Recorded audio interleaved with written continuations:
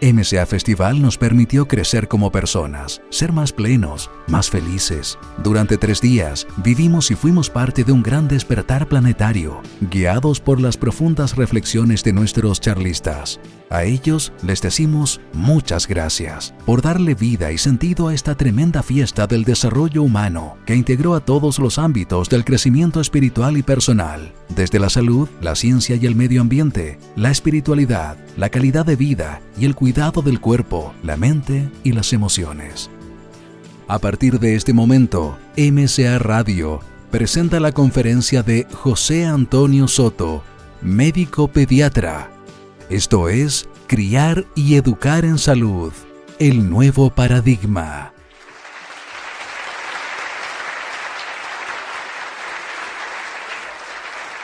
Muy buenas tardes a todos los presentes, muchas gracias por venir. Bueno, vamos a hablar hoy día de lo que podríamos decir es criar y educar en salud. El nuevo paradigma que en realidad empezamos a plantear en este siglo XXI. Y esto que vamos a hablar es parte del contenido de un libro que estoy preparando para publicar el próximo año, que es precisamente sobre este tema. La siguiente. La antroposofía y otras disciplinas, ¿no es cierto?, y muchos de los relatores que están aquí en el MCA Festival hablan de la importancia que tiene entender que somos seres espirituales viviendo una experiencia terrenal.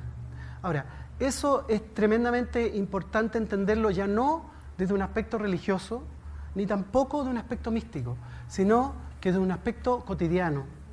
Cómo yo me voy construyendo a mí mismo es tal vez la esencia de sabernos seres espirituales que estamos viviendo una experiencia terrenal.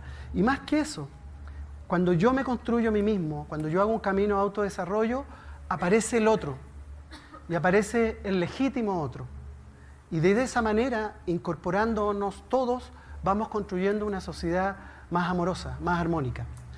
Y esto a la hora de hablar de educación y de crianza es fundamental, porque en el fondo niños y niñas son ese legítimo otro también. Y entonces padres, madres y educadores tienen que saber eso y tenemos que empezar a actuar en consecuencia.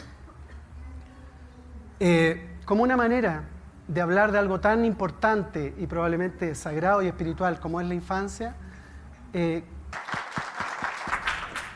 muchas gracias, Ananda. Bien, yo creo que ahora estamos más dispuestos para hablar sobre la infancia. La siguiente. Estos niños, este legítimo otro que son niños y niñas, es importante saber quiénes son y también saber de dónde vienen. Y si bien en términos espirituales ninguno de nosotros tenga mucha idea, sí, concretamente podemos saber que vienen del vientre materno y vienen de una experiencia bien particular. Estábamos ellos y nosotros, ¿no es cierto?, desnudos, flotando, sin gravedad. No teníamos hambre, no teníamos sed, no teníamos sueño, no teníamos fatiga. En la mayoría de los casos es una experiencia realmente maravillosa. Y eso da pie a entender que los niños vienen de ahí. Niños y niñas, esa es la experiencia que tienen una vez que nacen. Y esa experiencia no se olvida fácilmente. Si ellos pudiéramos, si les preguntáramos, bueno, ¿cómo es eso? Y ellos nos pudieran decir, nos contarían cómo estuvieron hace 1 año, hace 2, hace 3 años en esa experiencia, donde además estaban en una situación única, que estaban envueltos por el amor materno. Cosa que realmente, ¿no es cierto?, es como inexplicable, inentendible. Pero es bien, de ahí vienen los niños y las niñas, y de ahí venimos nosotros. Y es interesante porque incluso muchos de ustedes que hayan tenido experiencia de ser mecidos ahora de adultos, o de tener una flotación suave en el agua, en piscinas o termas, le van a pasar cosas muy similares a los que vivían los niños y las niñas. Y esto es probablemente uno de los primeros aspectos que tenemos que tener muy en claro cuando trabajamos con niños, principalmente en la primera infancia. La siguiente. Y desde esa perspectiva tenemos que entender que los niños no vienen de acá, ¿no es cierto? No, ellos vienen de allá.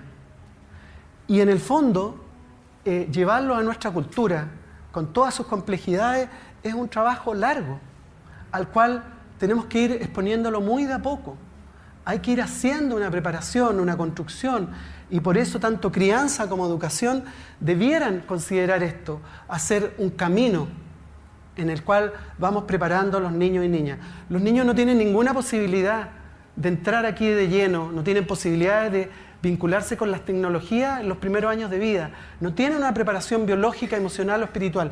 Ellos vienen saliendo de acá, de algo puro, algo maravilloso, por lo tanto, tenemos que hacer esa construcción. La siguiente, por favor. Los niños, en el fondo, cuando nacen, niños y niñas, son seres inocentes, son seres tiernos, que en general, en todo, padres, madres y la comunidad, todas nos va a despertar un deseo de abrazar, de contener, de hacerles cariño. Eso es lo que ellos necesitan. Ellos vienen en un primer momento para ser amados. Y cuentan, de plano, cuentan con nosotros, cuentan que nosotros vamos a estar ahí, vamos a invertir tiempo, dedicación y vamos a abrir nuestro corazón para poder acompañarlo. La siguiente. Ahora, ellos traen ciertas herramientas, ellos quieren pertenecer al mundo del ser humano, por lo tanto, traen la imitación. Así entran en la frecuencia del ser humano. Pero también quieren moverse en el mundo, quieren explorar en el mundo. Entonces traen el movimiento. Y finalmente, ellos pretenden hacer, impactar en el mundo, entrar en las relaciones sociales y en un futuro de grandes las relaciones laborales. Y para eso juegan, porque en el fondo así aprenden el juego de la vida. Entonces, estos tres aspectos que los vamos a ver más adelante son fundamentales a la hora de considerar la crianza y la educación. Los niños imitan, por lo tanto necesitan que los adultos seamos dignos de ser imitados. Y ahí nuevamente, con la primera diapositiva, ¿no es cierto?, en términos de que cómo construimos nosotros, cómo nos vamos dando cuenta de ser adultos veraces, amorosos, honestos, para que esa imitación valga la pena. Por otra parte, tenemos que darle, ¿no es cierto?, espacios para que ellos se muevan, llevarlos, en los que vienen a la ciudad, llevarlos a las plazas, en los que tienen la posibilidad de salir afuera, ¿no es cierto?, llevarlos a conocer la naturaleza, la verdadera naturaleza, y evitar, ¿no es cierto?, moles y supermercados, que a lo mejor habrá que ir, pero saber que eso no es lo que necesita, porque él necesita moverse libre, necesita esa vivencia del movimiento. Y finalmente el juego tiene que ser un juego libre, tiene que ser un juego, ¿no es cierto?, que cumpla sus etapas, que al principio es un juego de imitación, después un juego en que el niño está más solo y después un juego ya más con contenido. Y la idea es que los adultos no intervengamos en eso, eso los niños tienen que ir viendo cómo lo van haciendo. La siguiente. Con todo esto, ahora vamos a hablar de la gran protagonista del ser humano, el alma humana, ¿no es cierto?, que mucho se dice y es como un poco difícil de alcanzar, difícil de entender muchas veces, o se hablan muchas cosas que la verdad que no nos hacen sentido. Pues bien, sí, si uno hace un trabajo que es lo que hace precisamente la antroposofía, de tratar de entender estos aspectos más espirituales y llevarlos a una cosa más cotidiana, más concreta, podemos decir que el alma, la siguiente, tiene tres cualidades. Nosotros podemos pensar gracias a una cualidad del alma, el pensar. Nosotros podemos abrirnos al mundo del sentimiento gracias a esta segunda cualidad del alma, que es un ámbito muy distinto al del pensar. Y también tenemos un tercer ámbito, que es la voluntad. La voluntad entendida como una fuerza o conciencia en el hacer, en la acción, en los propósitos de vida. Y esto es bien interesante porque en el ser humano eso tiene una ubicación. El pensar se ubica más bien en la cabeza, en relación al cerebro. El sentir, ¿no es cierto?, se ubica en el área del corazón. Y finalmente la voluntad, de un aspecto más inconsciente, se ubica en el abdomen. Nuestro abdomen tiene toda la voluntad y la fuerza para que yo como algo y lo transforma, ¿no es cierto?, y elimina lo que no sirve y toma lo que sirve y se nutre. Y va construyéndose este cuerpo, particularmente en los niños, los primeros 18 años de vida. Pero también hay una voluntad que va en la musculatura, que es más consciente, que es la que me permite a mí caminar, moverme, me lleva a la acción física. La siguiente. El segundo aspecto que me interesa mencionar hoy día con respecto a ámbitos del alma son lo que yo llamé las misiones del alma. De alguna forma, el alma tiene tres misiones que son bien importantes conocerlas. La primera tiene que ver con el pensar, con lo que hablábamos recién. Las fuerzas que nos forman, que forman al ser humano, los órganos que acompañan este proceso de maduración, después se transforman en fuerzas del pensamiento, desde la mirada antroposófica. Entonces, gracias a esa fuerza, primero más inconsciente y después las fuerzas del pensamiento, nosotros hacemos un proceso de individualización. Cada uno de nosotros se hace un yo único, especial y maravilloso. Las fuerzas que tienen que ver con el sentimiento nos acompañan para construir en cada uno de nosotros una identidad. ¿Cómo soy yo frente al crear, ¿no es cierto? Mis aspectos creativos. ¿Cómo soy yo frente a mis aspectos afectivos? ¿Cómo soy yo frente a la trascendencia? Todo eso es muy importante y está vinculado al área del sentimiento. Y finalmente, en el área de la voluntad, vamos a desarrollar una integración con el mundo. ¿Cómo me voy a mover en el mundo? ¿Qué profesión voy a ejercer? ¿Qué voy a hacer? ¿Cómo voy a planificar mi acción en el mundo, en los grupos sociales en los que voy a entrar? Eso es un aspecto que tiene que ver con la integración en el mundo. Y este punto en particular es tremendamente importante y necesario entenderlo, porque claramente estamos a puertas de un cambio, ¿no es cierto? Por una parte estamos generando un nuevo paradigma, pero por otra parte también se nos vienen cambios climáticos, parece que son muy potentes en los próximos 20 años, y probablemente en 20, 30 años más, nuestros hijos que ya van a ser adultos van a tener desafíos totalmente diferentes, de los cuales nosotros no tenemos idea. Y hay que prepararlo. Entonces hay que preparar esa voluntad para que esa voluntad pueda tomar desafíos nuevos, pueda seguir sus propósitos y pueda transformarlo. La siguiente. ¿Cómo hacerlo? Pasito a pasito. La siguiente. Por razones de tiempo, ¿no es cierto? Y para no abusar, vamos a hablar solamente hoy día de la individualidad. Los dos otros temas no los vamos a tocar en este momento. Es la conferencia de MCA Festival de José Antonio Soto. La individualidad significa que el alma se apropia de esta corporalidad. ¿Qué es lo que podríamos llamar, ¿no es cierto?, encarnar? Que de repente suena raro, pero encarnar simplemente significa cómo yo armoniosamente, cómo mi alma se apropió de mi corporalidad. Y ese es un viaje que dura años. Y lo hace, por una parte, ¿no es cierto?, entrando en el mundo de los sentidos, que es nuestra realidad real, nunca virtual. Y por otra parte, haciéndolo desde la maduración y este metabolismo maravilloso, la maduración de los órganos y este metabolismo que tenemos para construirnos nosotros. Esos dos aspectos se unen y el alma interviene en eso. Y interviene con tanta importancia que va a generar, ¿no es cierto?, un neurodesarrollo, una manera única, maravillosa y especial de cómo yo me muevo y me articulo mi corporalidad. Pero también un sistema inmune.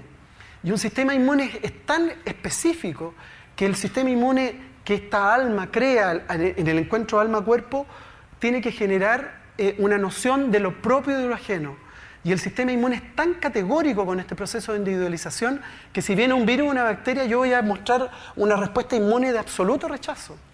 Pero por otra parte, si viene un nutriente que a mí me sirve, yo lo voy a tomar y lo voy a digerir y lo voy a incorporar a mi metabolismo. Este gran proceso de la individualidad dura entre 18 y 21 años, cuando los jóvenes, los chicos y las chicas pueden decir, sí, yo quiero aportar a este mundo con alguna profesión, yo ya estoy desarrollando una personalidad, yo empiezo a ser un ser humano, hecho y derecho, que ya puede, ¿no es cierto?, trabajar los desafíos de esta tierra. La siguiente, por favor. Entonces la pregunta es, ¿cómo se hace este camino? Hay una ruta, y es la que yo quiero compartir con ustedes. Este es un esquema que yo me tomé la libertad de construir para un poco explicar cuál es ese camino que hace el alma para generar este proceso de individualización en el cuerpo. Es lo que yo le llamo la ruta del asombro. Y por dos razones. Porque por una parte, cuando nosotros observamos a los niños y a las niñas construyéndose a sí mismos, desarrollando, desplegando, ¿no es cierto?, quiénes son ellos, nos produce realmente asombro. Pero también hay que recordar que el asombro es una de las razones más importantes por las cuales todos estamos acá.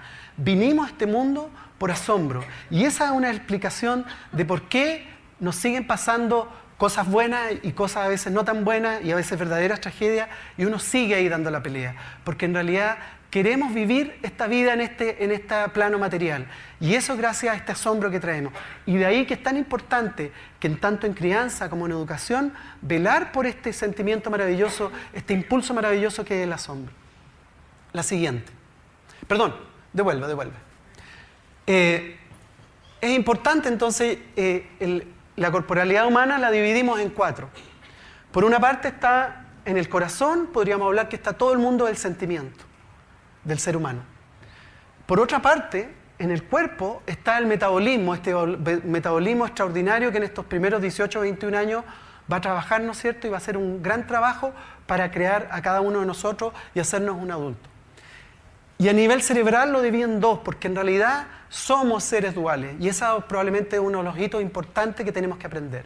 Somos seres duales, en que tenemos un cerebro, si bien el cerebro funciona un poco más holísticamente, esto significa que hay áreas que pueden hacer la función de otro, en un sentido práctico lo dividimos en 2. El cerebro derecho es más afín al cerebro del artista, tiene las cualidades para sostenernos a nosotros en nuestra parte más artística. Y el cerebro izquierdo es el cerebro racional. No somos solo razón y lógica. En un 50% también tenemos una beta artística que desarrollar. La siguiente, por favor. En el hemisferio derecho entonces está el artista. En base a las imágenes de la realidad, vamos a ir alimentando a este ser creativo, amoroso y trascendente que cada uno de nosotros es. Y también aquí se ubican todo lo que tiene que ver con los vínculos y las relaciones sociales. La siguiente. Por el contrario, ¿no es cierto?, la otra mirada, el cerebro izquierdo, el cerebro matemático, el cerebro racional, en el cual evidentemente que vamos a tener que tomar las decisiones prácticas y pragmáticas, en el cual vamos a tener que hacer, ¿no es cierto?, nuestras estrategias, gracias al cual podemos hablar, hacer análisis, saber la temporalidad, la memoria, etcétera, etcétera. Y eso en ese sentido, este equilibrio entre cerebro derecho y cerebro izquierdo son los que realmente nos dan salud. La siguiente, por favor. Ahora, el alma para encarnar en esta corporalidad necesita requisitos previos, y esos son básicamente estos 3. Necesita un hogar, y ese hogar tiene que tener las cualidades de nido: calor, cobijo y protección. Pero también tiene que haber una preparación de esta mujer, ¿no es cierto?, que se embaraza, que tiene que tener una buena nutrición, que es fundamental, tanto para que ella se prepare para lo que viene después, ¿no es cierto?, que debe ser amamantar y todas esas cosas, pero también para que el bebé que está en su interior reciba los mejores nutrientes para que se forme su estructura de la mejor manera. Y preparar, como dije, ¿no es cierto?, para que una vez que nace el niño tenga el mejor alimento del mundo, el alimento arquetípico del ser humano, que es la leche materna. Finalmente, también e idealmente en pareja, padre y madre deben construir este vínculo afectivo para que después poder darle un apego seguro a este bebé. Y esas son las 3 condiciones que el alma necesita para iniciar este viaje, este camino de incorporarse al cuerpo humano. La siguiente, por favor. ¿Dónde parte la historia? Parte en el amor, parte en el sentimiento. El alma necesita profundamente, el ser humano que nace necesita recibir amor. Eso es condición sine qua non para que haya un buen acople del alma con el cuerpo. Y eso lo vemos, lo podemos demostrar, ¿no es cierto? Está demostrado cuando niños, particularmente menores de 1 año, pueden recibir alimentos, pueden recibir todo lo que es necesario, pero no reciben amor, se enferman. Y a veces incluso mueren. Y eso está muy claramente establecido en el hospitalismo, en el síndrome llamado hospitalismo. Este proceso más intensamente dura aproximadamente este primer año, que es cuando más cargamos a los niños y más los ponemos en esta relación, porque ellos necesitan mucha vinculación con nuestro mundo emocional y sentimental. Después del año ya empieza a haber cierta independencia. La siguiente, por favor. A un nivel más inconsciente, también el alma se va a vincular al cuerpo y se va a activar este tremendo metabolismo, ¿no es cierto? Es un cuerpo que es heredado de madre y de padre, y que este niño, esta niña, durante estos primeros 7 años tiene que transformarlo y en este proceso que hablamos de individualización, hacerlo propio. Para ello desarrolla un intenso metabolismo, ya que su misión es construirse a sí mismo. La siguiente. El reflejo de lo que está ocurriendo lo vamos a ver en el desarrollo y el crecimiento, pero también lo vamos a ver en el neurodesarrollo. Y eso significa entonces que el cerebro no está pasivo. El cerebro, tanto derecho como izquierdo, están trabajando, pero lo están haciendo detrás, lo están haciendo de una forma muy inconsciente todavía. Por lo tanto, los que toman el control este primer tiempo, lo que podemos ver más es el mundo emocional y todo lo que tiene que ver con el metabolismo. Al caminar, cuando el niño cumple más o menos 1 año, de alguna forma ahí hay un cambio. De alguna forma ya hay una cierta independencia de los padres. Pero también es un primer gesto de voluntad. El niño se para y dice, venzo el miedo, ¿no es cierto?, que me daba estar, ¿no es cierto?, en 2 pies, y yo lo venzo porque yo quiero ser un ser humano. Yo quiero pertenecer a esta humanidad. Y ese es un hito que es muy importante y que en crianza tenemos que darle su lugar. La siguiente, por favor. El metabolismo es tan importante y hace un trabajo tan trascendente que cuando un niño nace pesa alrededor de 3 kilos, ¿no es cierto?, y mide 50 centímetros. Cuando ya tenemos chicos y chicas de 18 o 20 años, van a pesar entre 50 y 80 kilos y van a medir entre 1,60 m y 1,80 m. Por lo tanto, en 18 o 21 años el trabajo metabólico es sorprendente. Pero eso es una parte. Lo otro que tenemos que entender es que los niños y niñas no son adultos chicos. Ellos están en un proceso enorme de transformación constante. Por lo tanto, la forma que yo me acerco no es desde mi lógica. Yo tengo que empezar a conocer quiénes son ellos y quiénes son lo que realmente necesitan en este tremendo proceso de transformación. La siguiente.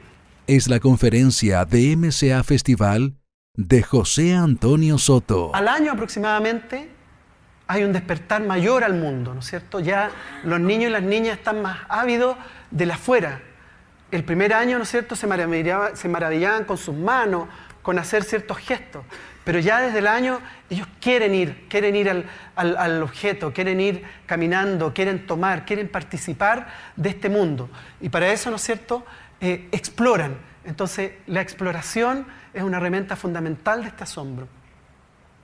Ahora, y lo hace desde este cerebro del artista. Y el artista tiene 3 herramientas básicas que son, como decíamos, la imitación, el movimiento y el juego.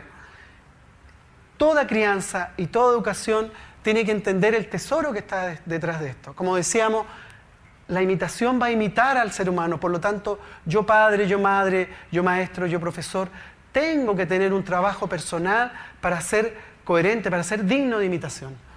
El movimiento, como decíamos, ¿no es cierto?, tanto en la casa, darle al niño las posibilidades de exploración y de que se mueva todo lo que quiera. Llevarlo, ¿no es cierto?, a la naturaleza, llevarlo a la playa, llevarlo al cerro, en fin. Y el juego, un juego libre, de acuerdo a sus etapas que ella vayan proponiendo. Ellos tienen que, a través del asombro, ir construyendo este juego. La siguiente, por favor. A los 6-7 años, concordando con la psicología tradicional, aparece algo nuevo. Los niños eran grandes artistas, ¿no es cierto?, y tenían esta creatividad y pintaban. Y de repente hacían una casita, ¿no es cierto? Una casita como de esta forma. A los 6-7 años ellos dicen, oh, esa es la letra A.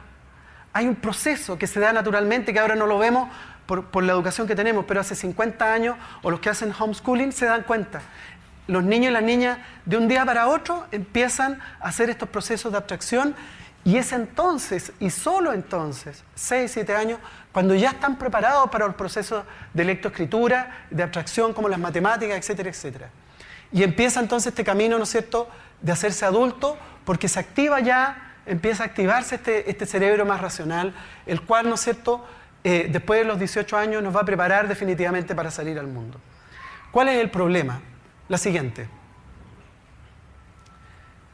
El problema está en que nuestra educación tiene una educación absolutamente unilateral hacia el cerebro racional, hacia lo matemático, ¿no es cierto?, hacia los conceptos, hacia las abstracciones, hacia la memorización formal de ciertas cosas que necesita el niño aprender y la niña aprender. Y no hay un trabajo permanente de equilibrar a nuestro ser dual que somos. Y eso genera enfermedad. Pero también el problema que lo estamos viendo hoy día, que en algunos sistemas educacionales dicen, ¿y por qué no le enseñamos a leer a los 3 años? A lo mejor va a ser brillante. Pues bien, hacer eso, enseñar en momentos que no corresponden, o hacerlo con una sobrecarga genera enfermedad sí o sí. Y es lo que la medicina antroposófica y la educación Waldorf llaman la intelectualización precoz. Y no lo digo yo, y lo podemos ver. Las consultas de psicólogo, ¿no es cierto?, de neurólogo, de fonoaudióloga, de terapeutas ocupacionales y de psicopedagogos están llenas.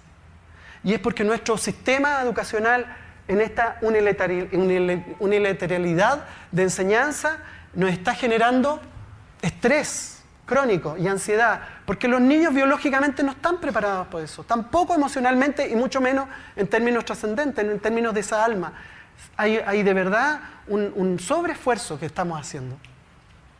Y van a aparecer enfermedades físicas y del neurodesarrollo, por lo que decía, las consultas de estos especialistas están llenas. Pero también, y de manera muy importante, se va a dañar la creatividad. Hoy en día las empresas están vueltas locas por lograr que la gente se de buscar, ¿no es cierto?, personas creativas. Aquí está el punto, simplemente a través de la intelectualización precoz, que probablemente todos fuimos sometidos, se nos lesionó mucho este ser creativo. Pero también, y muy importantemente, se lesiona la conexión conmigo, ese trabajo interior, espiritual que hablamos al principio, y se lesiona la conexión con los otros. Y probablemente aquí hay una explicación fuerte del bullying. Una de las razones de por qué hay tanto bullying es porque el niño en estos 6 o 7 primeros años es cuando desarrolla la empatía. Y entonces si yo le robo espacio, le robo tiempo para desarrollar la empatía y lo pongo a hacer un trabajo conceptual, va a ser niños con habilidades sociales deficientes. Y eso explica en buena medida por qué también ha aumentado tanto el bullying. La siguiente, por favor. Con respecto a crianza, más específicamente. La siguiente. Más o menos hasta los años 50, siglo XX, la crianza era normalmente autoritaria. ¿Qué significa eso? Que había, ¿no es cierto?, un patrón, una norma, que era yo te crío porque a mí me criaron así. Y si te gusta bien y si no, lo siento mucho. Y en general permitía perfectamente que los padres y madres se salieran de las casillas, los retaran con mucha rabia a los niños y aplicaran sanciones muchas veces físicas, ¿no es cierto? Y muchas veces había también un maltrato psicológico. Como una rebeldía y contestación a eso, apareció lo que en su tiempo se llamó el laissez-faire, dejar ser a los niños. Y entonces aparece, ¿no es cierto?, de alguna forma desaparece la autoridad y vemos a los hijos como amigos. Y entonces es una crianza en la cual los niños un poco tienen ellos que tomar las riendas y las decisiones de su propia crianza. Pues bien, siglo XXI, la idea es que seamos una autoridad amorosa. ¿Y qué significa eso? Por una parte significa que evidentemente hay ciertas normas y ciertas cosas que tenemos que transmitirle a nuestros hijos, les guste o no les guste. Como los ritmos, como los hábitos, como las rutinas. Pero ya no de esta autoritariedad, ¿no es cierto?, de salirme de las casillas, sino que es del amor y la buena onda. A veces tengo que ser serio, a veces tengo que poner un límite, por supuesto, pero ya no me desbordo. Y ahí también la autoridad amorosa hace un trabajo de autoformación. Yo quiero ser un padre, quiero ser una madre, ¿no es cierto?, que pueda marcar un límite, pero que no tenga, ¿no es cierto?, que desbordarme en rabia, en agresividad con mis hijos. Y ahí hay un camino que hacer. Por otra parte, hay ciertas situaciones, como el juego, el movimiento, donde sí, yo tengo que dejarlos ser. Pero los niños tienen que reconocer una autoridad, pero esta autoridad tiene que ser una autoridad amorosa. Y con respecto al niño, la autoridad amorosa ve a qué niño, a qué niña tengo delante. Y efectivamente hay niños que son como viejos chicos, ¿no es cierto?, y que solitos se van, que uno no necesita mucho por marcarle el territorio. Entonces esos niños hay que chasconearlos un poco. Entonces esos niños los suelto un poquitito. Pero hay otros niños y niñas que son bastante más chascones, son bastante más relajados, entonces yo tengo ahí que aplicar un poquitito más una cierta formalidad. Pero nunca perder que es desde el amor. La siguiente. Amy Pickler, una pediatra que vivió en los años 30 en la Europa de la guerra, ella trabajó con niños que estaban en orfanato y desarrolló un trabajo extraordinario. Ella tiene 3 conceptos básicos. Uno, habló de los cuidados cotidianos. Lo segundo, habló de proveerle a los bebés, eran todos niños chiquititos, entre 0 y 5 o 7 años. Promoverle un movimiento libre y tercero, hacer acciones para generar la autoconciencia, pero además generarle un sentido de colaboración.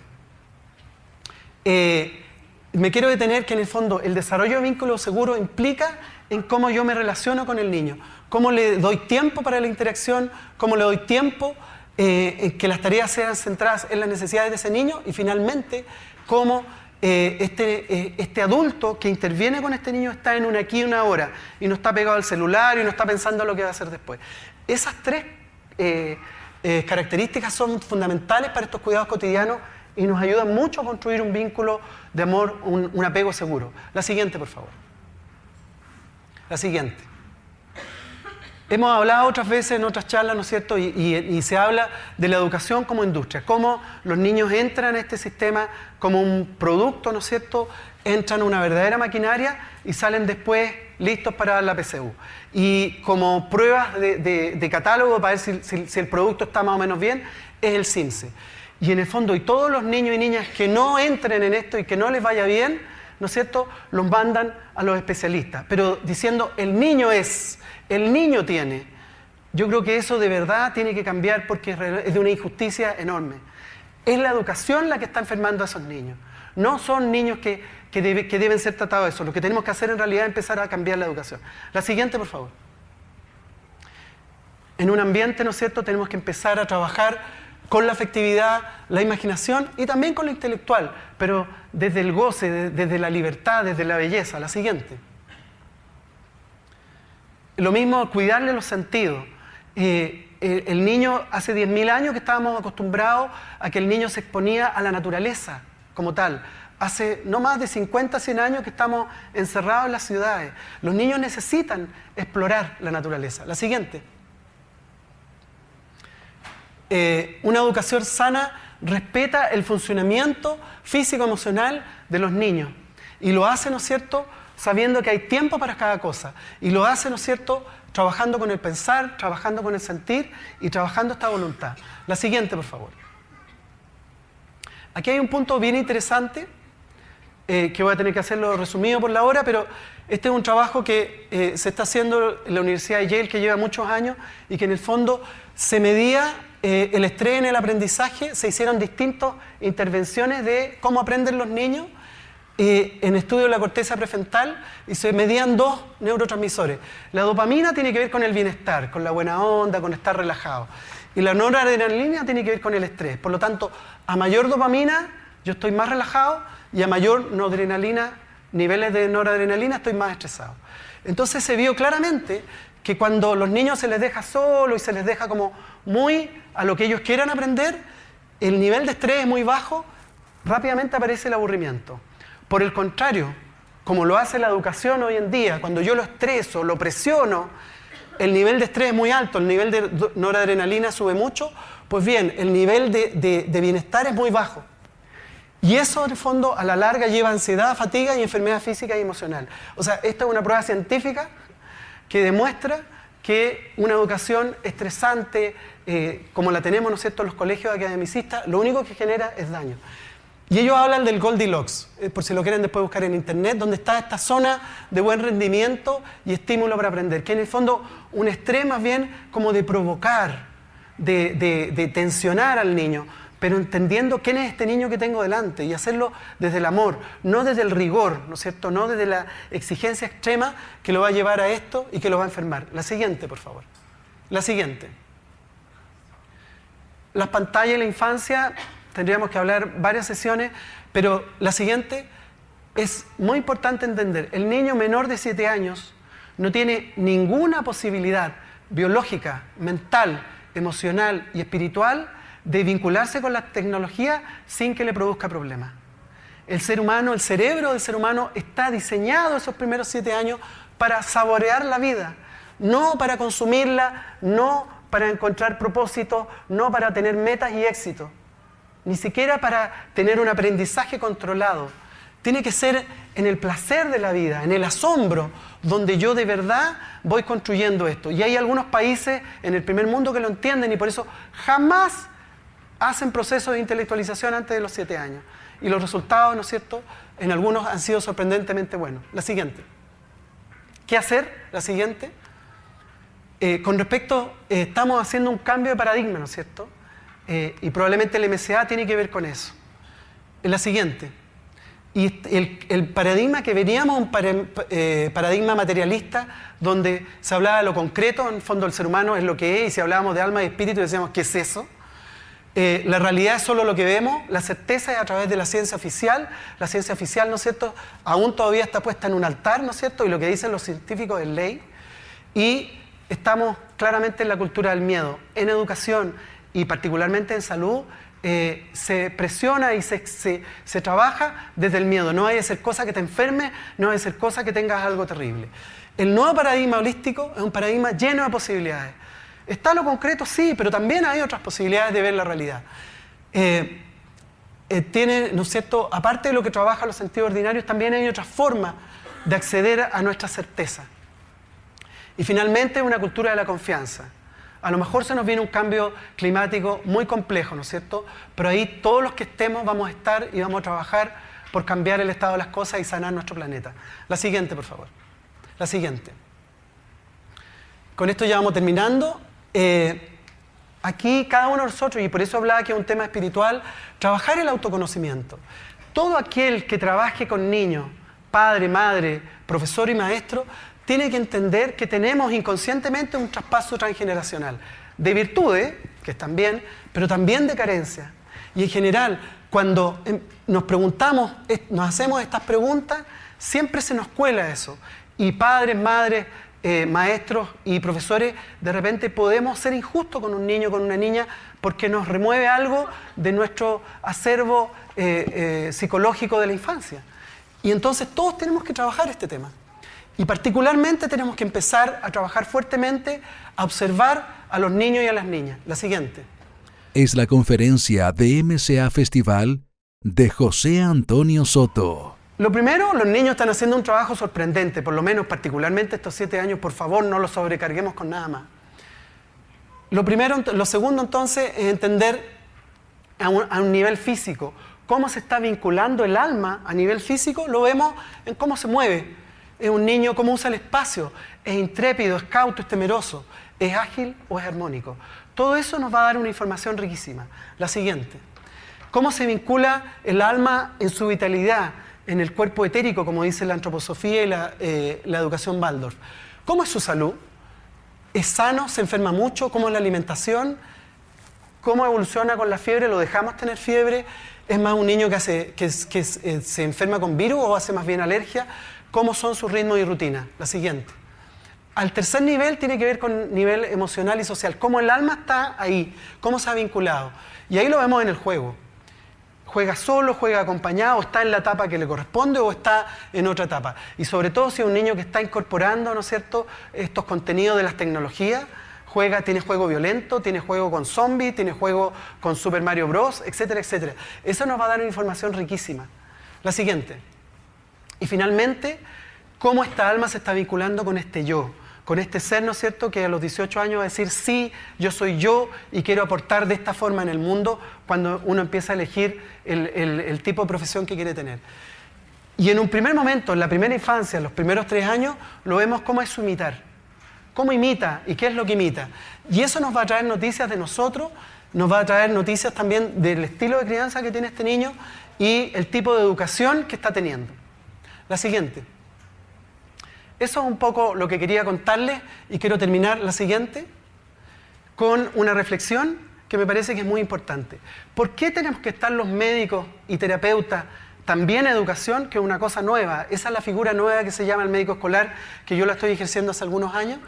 Tiene que ver porque el alma infantil es acompañada por almas grandes, almas que ya crecieron, que ya vivieron y que son padres, madres, maestros y profesores. Pero necesita preparar una corporalidad para recibir a esta alma. Y esa corporalidad, los médicos y terapeutas podemos ir diciendo el tipo de nutrición que necesita, cuándo y cómo darle cierto tipo de educación. La siguiente, para finalmente lograr lo que todos queremos, un ser humano sano en un alma y un cuerpo integrado. Con esta terminamos, pase, la siguiente. Finalmente, ¿no es cierto? Criar y educar en salud es hacerlo con amor. Muchas gracias. Y así termina la conferencia del pediatra José Antonio Soto. Los invitamos a escuchar cada lunes y miércoles a las 19 horas las charlas de grandes relatores que estuvieron presentes en MCA Festival 2017, con repetición cada sábado y domingo a las 11 horas. Somos MCA Radio, mente, cuerpo y alma.